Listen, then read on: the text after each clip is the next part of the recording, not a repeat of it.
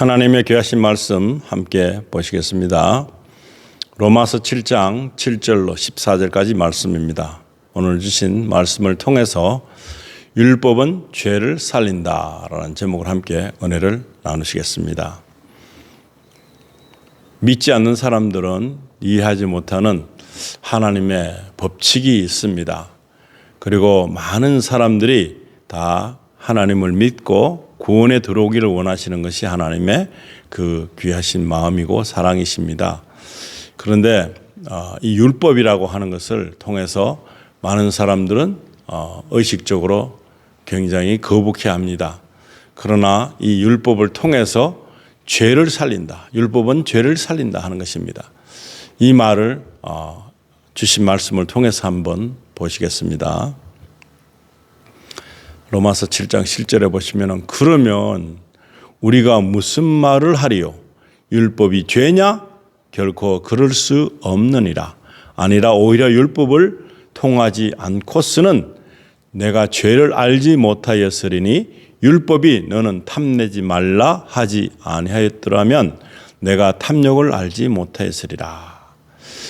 이것은 바로 죄를 알게 하기 위하신 하나님의 그 귀하신 뜻이 내포되어 있으면서 죄를 알려면은 바로 율법을 통해서 죄를 알게 된다 하는 것입니다. 만약에 율법이 없었더라면 우리는 그냥 우리가 생각하는 대로 사는 것입니다. 적게는 가책을 받을 수 있는 마음의 어떤 범위도 있겠지만 양심이라는 것이 있겠지만 그래도 율법을 통해서 나오는 이 말씀을 통해서 우리가 이것은 잘못된 것이구나 아니면 이것은 좋은 것이구나 그렇게 분간할 수 있는 것입니다. 율법이 우리에게 주어짐으로 인해서 죄가 다시 살아나는 것입니다. 죄라는 것을 알게 되는 것입니다. 죄가 있는지 몰랐는데 율법을 통해서 죄가 있구나. 나는 죄가 없이 내가 내 양심껏 법이 없어도 살 것 같은 사람이라고 생각했는데 그게 아니구나. 첫째로는 하나님을 모르는 것이 큰 죄인 것입니다. 그런데 이것을 통해서 하나님의 말씀 율법을 통해서 이제 보니까 죄라는 것이 구별이 되는 것입니다. 어떤 것은 죄가 아니지만 어떤 것은 굉장한 죄인데 내가 전혀 상상하지도 못했고 감도 잡을 수 없었던 그런 어떤 것들이 이젠 죄가 되는 것을 알게 됐습니다. 큰일 났습니다. 이제 하나님을 믿게 됨으로 말미암아 이제 양심이 제대로 작동을 하는 것입니다. 내 마음이 제대로 작동을 하는 것입니다. 그래서 분간할 수 있는 그런 마음적인 제재감 그리고 분리할 수 있는 선택권 이런 것들이 주어집니다. 그래서 내가 죄를 알지 못하였다 하는 것입니다. 율법을 몰랐을 때는. 근데 율법을 알았을 때는 어떻습니까? 죄가 있는 걸 알았습니다. 죄가 살고 있다. 죄가 다시 살아나는 그런 놀라운 일을 발견하게 되는. 그런데 아직도 하나님 자녀가 아닌 사람들, 예수 그리스도를 믿지 않는 사람들은 바로 이 죄를 모르고 산다는 것입니다. 죄라는 것을 모르고 살고 있습니다. 그들은 율법을 모르기 때문에 구별을 할 수 없고 분간을 할 수 없습니다. 그래서 이제 예수 그리스도를 믿고 나면 큰 문제가 생긴다고 생각하는데 문제가 생기지 않습니다. 이것을 알고 내가 하나님 앞에서 회개하는 그런 잘못을 인정하고 내가 그것을 아뢰는 것입니다. 이것을 아뢰는 데 있어서 큰 문제가 없습니다. 그런데 많은 사람들은 무언가를 많이 결심해야 되고 결단해야 된다고 생각합니다. 그러나 이 모르고 있을 때 막연하게 죄를 계속 짓는 거하고 그런데 죄를 알고 이제는 내가 내 스스로가 제재할 수 있는 이 능력을 길러야 되는데 우리 스스로는 못합니다. 그래서 성령님의 인도하심을 따라서 회개를 할 수 있는 그런 계기까지 가는 것이 중요하다는 것입니다. 8절에 보시면 그러나 죄가 명령을 통해 기회를 타서 내 안에서 온갖 종류의 욕정을 이루었나니 이는 율법이 없으면 죄가 죽었기 때문이라. 율법이 없을 때는 죄가 아닙니다. 율법이 있음으로 인해서 죄가 이제 살아나서 이건 죄구나 하는 것을 내가 깨닫게 되는 순간에 나는 정말 무익한 존재인 것을 경험하게 되는 것입니다. 그래서 이제 이 율법이 얼마나 중요한가를 알게 됐습니다. 율법이 있어야 은혜를 깨닫습니다. 그냥 은혜를 깨닫다, 이건 내 착각인 것입니다.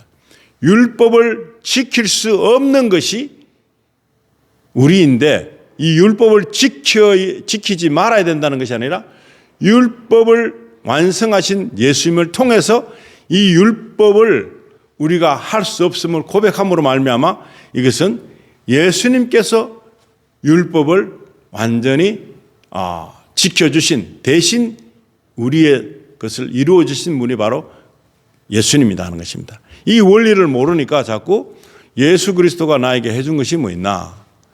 내가 지금 은혜란 게 무엇입니까? 내가 되는 대로 하는 일을 잘 되게 하는 일이라고 생각하는 것을 은혜라고 생각합니다. 그것은 은혜가 아닌 것입니다. 우리가 엄밀히 말해서 내가 은혜를 받았다는 것은 내가 죄인인 것을 확실히 알게 되고, 그리고 율법을 통해서 죄가 드러남에도 불구하고 이것에 대한 것을 예수 그리스도로 말미암아 용서를 받게 된다는 사실인 것입니다.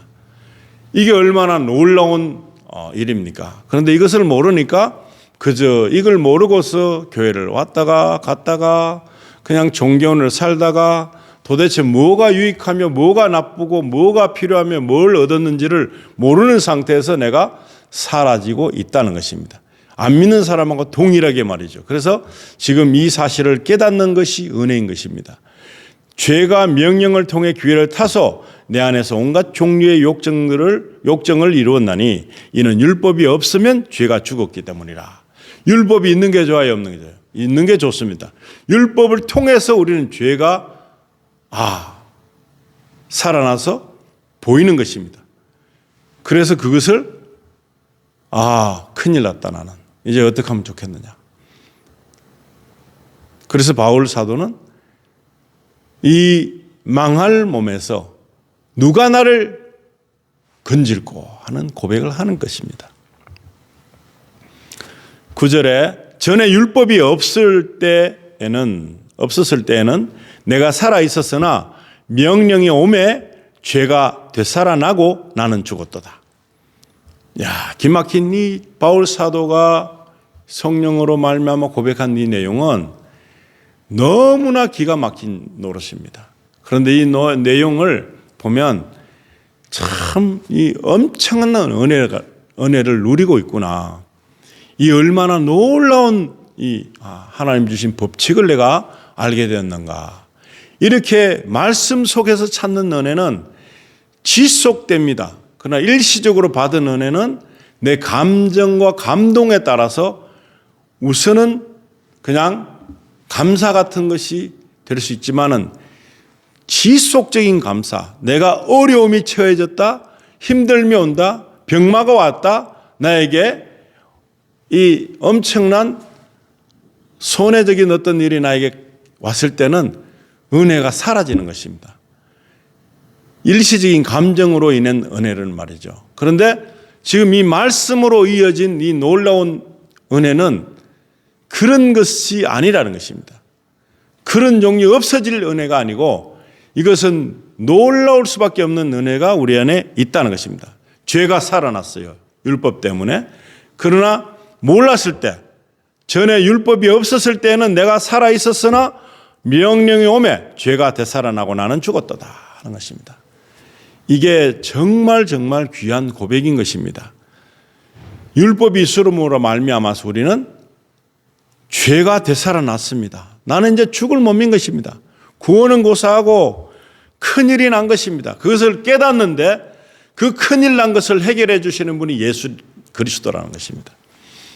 놀라운 이 사건을 통해서 내가 버림받고 죽어도 그냥 아무런 그런 억울함이 없는 존재인데도 불구하고 이제 나는 구원에 들어갈 때 이것이 정말 은혜라는 것입니다.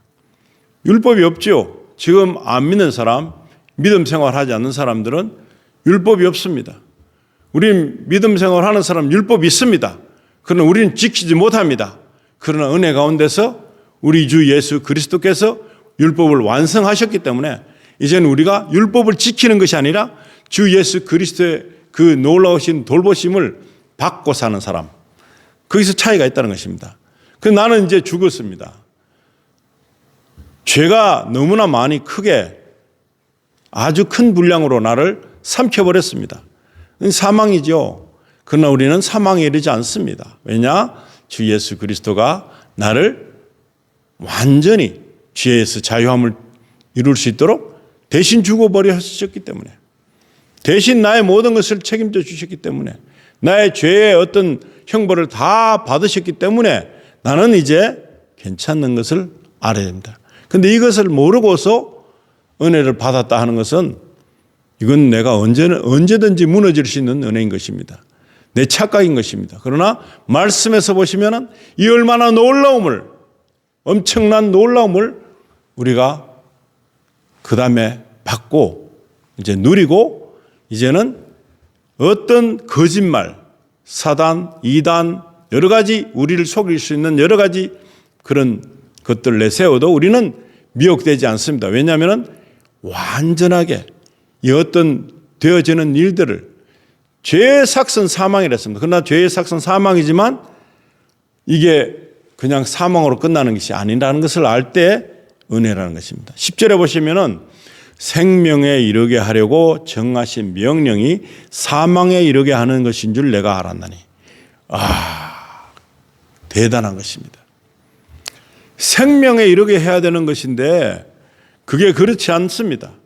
이 율법의 어떤 강령, 명령이 떨어짐으로 인해서 우리는 모든 이가 사망에 처하게 됐습니다. 이 해결책은 예수 그리스도밖에 없는데 이 땅에 어떤 것도 이 사망에서 건져줄 일이 없는 그런 하나님의 진노하심이 있는 것입니다. 사망에 이르게 하는 것인 줄 내가 알았다. 이 깨달음이 대단한 것입니다. 이 로마서를 쓰면서 바울 사도가 가지고 있는 이 놀라운 이 가슴 터지는, 심장이 그냥 너무너무 벅차게 타오르는 듯한 그런 놀라운 경험을 하게 된 것은 성령님의 인도하심이 있었기 때문에 있을 수 있는 것입니다. 오늘 우리에게도 이 말씀을 통해서 우리에게 벅참이 와야 되는 것입니다. 성령님을 통해서 이 말씀이 나에게 와서 이건 놀라운 일이다. 너무나 큰 놀라운 사랑을 우리가 접하고 있다는 것을 알아야 되는 것입니다. 11절에 보시면은 죄가 명령을 통해 기회를 타서 나를 속이고 그것으로 나를 죽였느니라. 우리는 죄를 만드는 기계적인 공급업체입니다. 우리 육신이 원하는 것은 무엇입니까? 육신의 소욕은 뭡니까? 계속해서 우리의 욕망대로 살고자 하는 그러한 방향으로 이끌림을 받기 마련인 것입니다. 그러나 우리가 이 모든 것을 깨달을 수 있다는 것, 이것 자체가 은혜인 것입니다. 이것을 못 깨달으면 어떻게 될까요? 그냥 마귀들이 함께 가야 될 곳으로 끌려가게 되는 것입니다. 12절에 보시면 그런즉 율법도 거룩하고 명령도 거룩하며 어렵고 선하도다. 이 모든 것이 있음으로 말미암아 진정한 은혜가 은혜로 남는 것입니다. 진정한 구원이 구원으로 남는 것입니다. 이걸 모르고 구원받았다. 누구 마음대로, 누구 뜻대로, 무슨 생각으로, 내 마음대로, 내 생각대로 내가 이렇게 하니까 아니란 것이죠. 근데 이것이 율법도 거룩하고 명령도 거룩하며 어렵고 선하도다. 이 모든 것이 하나님의 뜻대로 선하게 발동이 되는 것입니다. 13절에 보시면 그러면 선한 그것이 내게 사망을 이루었느냐? 결코 그럴 수 없느니라. 오직 죄가 죄로 드러나기 위하여 선한 그것을 통해 내 안에서 사망을 이루었나니 이것은 죄가 명령을 통해 넘치도록 죄로 충만하게 하려 함이니라. 죄가 없는 줄 알고 있는 사람들에게 성경 말씀을 보니까 죄가 너무나 많다는 것입니다. 이제는 얼굴을 들고 다닐 수 없는 정도로 하나님에게 감히 기도를 할 수 없는 그런 심령이 되는 그런 낮음을 경험하게 되고 무익함을 경험하게 되고 정말 내세울 것이 하나 없는 하나님의 것이 아닌 것이 없는 그런 것을 발견하게 됩니다. 그러면 이제 겸손하게 됩니다. 하나님을 경외하게 되는 것입니다. 하나님을 앙망하게 되는 것입니다. 하나님을 앙망하는 사람들은 강건하다 그랬습니다. 우리가 강건하지 못한 사람들은 하나님을 앙망하지 않기 때문에 그런 결과를 초래한 것입니다.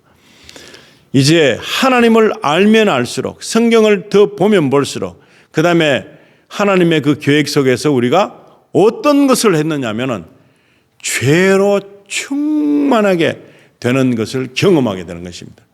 죄로 충만했던 우리들에게 과연 어떤 일이 일어나야 될까요? 그것은 내 멋대로 살면 안 된다는 것입니다. 내 멋대로 살면 안 된다는 것을 발견하게 되는 것입니다. 내 멋대로 살면 사망이다. 영원한 사망이다 하는 것입니다. 그러나 우리에게 14절 우리가 알거니와 율법은 영적이나 나는 육신적이어서 죄 아래 팔렸도다. 아멘.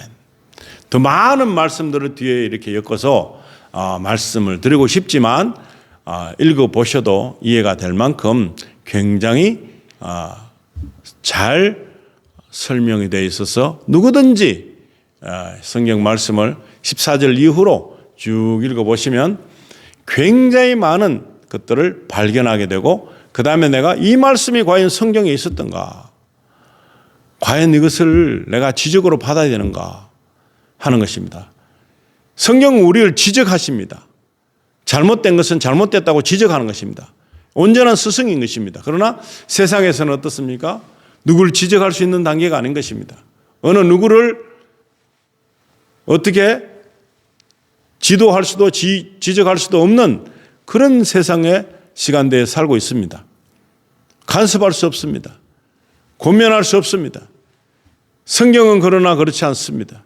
성경은 우리에게 지적하시고 계시며 이 말씀은 살아서 운동에 있어서 우리의 골수와 모든 우리들에게 있는 잘못된 것을 지적해 줌으로 말미암아서 우리는 회개를 할 수 있는 것입니다. 회개뿐만 아니고 드디어 내가 하나님 앞에서 죄인인 것을 감지하게 되는 것입니다. 그래서 율법은 영적이나 나는 육신적이어서 죄 아래 팔렸도다. 죄가 살아나면 살아날수록 그 은혜가 커진다는 것입니다. 죄가 많이 있다고 생각되는 사람일수록 성경을 보면 볼수록 은혜 속에 빠져들면 빠져들수록 우리의 죄는 하염없이 많아지는 그런 산더미처럼 보다 더 많은 죄를 발견하게 되는 것입니다. 그래서 그렇게 되면 될수록 어떤 것이 더 커집니까? 주님의 은혜가 커진다는 것입니다. 이게 작은 사람일수록 어떤 것입니까? 하나님께서 해주신 것이 무엇일까? 예수 그리스도가 나와 무슨 상관이 있을까? 예수께서 나에게 해준 일이 무엇인가? 이런 의구심만 생기지 은혜는 생기지 않는 것입니다. 그래서 우리가 오늘 주신 말씀을 통해서 나는 정말 말씀 안에 들어올수록 성령이 조명해 주실수록 나는 죄가 너무나 많은데 나로서는 해결책이 없다는 것을 발견하게 되는 것입니다. 바로 우리 주 예수 그리스도께서 맞으심으로, 죄 없으신데 맞으심으로, 그가 가난해짐으로써 부요를 누리고 맞음으로 내가 나음을 입었고 그가 죽음으로 내가 살게 되는 놀라운 결과를 고백하게 되는 것입니다. 이런 고백이 있는 삶이 주 안에서 사는 삶인 것입니다. 내가 깨어있다는 것은 다시 말하면 무슨 말인가 하면 이것을 기억하고 지속적으로 되새기고 되뇌이는 것을 말하는 것입니다. 그러지 않으면 어떻게 될까요? 나는 영원한 불못에 던져지는 것입니다. 오늘 우리에게 주신 이 말씀을 통해서 율법은 죄를 살린다. 율법은 죄를 살리지만 은혜는 이 죄가 커진 만큼 더 덮을 수 있는 하나님의 사랑이 우리에게 임한다는 사실을 기억하는 것이 필요합니다. 그래서 그것을 은혜로 삼아서 그것을 지속적으로 감사하는 마음이 생겨야 되는 것입니다. 이것은 순간적인 감정이나 순간적인 나쁨이나 순간적인 어떤 어려움이 없앨 수 있는 그런 단계가 아닌 것입니다. 이것을 깨닫는 순간은 세상의 어떤 것들이 더 크게 보이는 것들이 있다 할지라도 예수 그리스도 사랑 안에 다 묻혀버린 것입니다. 어떤 것도, 어떤 세상적인 아름다움도, 어떤 것도 예수님 사랑을 이길 수는 없습니다. 예수 그리스도의 사랑을 이길 수 있는 그런 사랑은 세상에 없습니다. 그렇기 때문에 우리가 이걸 깨닫는 것, 복인 것입니다.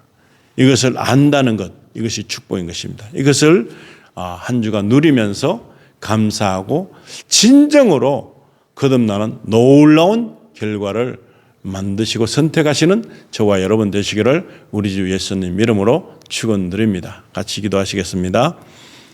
살아계신 우리 하나님 아버지, 지금 저희가 기도드립니다. 말씀을 통해서 우리가 은혜를 충만하게 받았습니다. 그 이유인즉슨 죄가 충만케 되는 육신적인 삶을 추구했던 우리가 이제는 하나님의 말씀을 의지해서 살길 원하며 또 하나님께서 주신 놀라우신 지적을 통해서 우리는 이제 보게 됐습니다. 이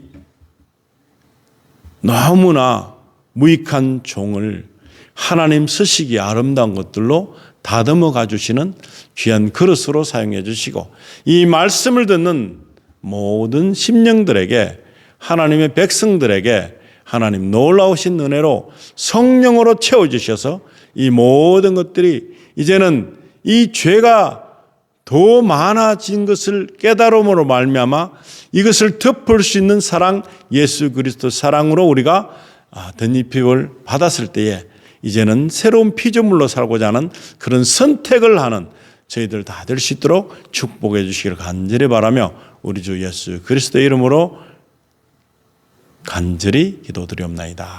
아멘.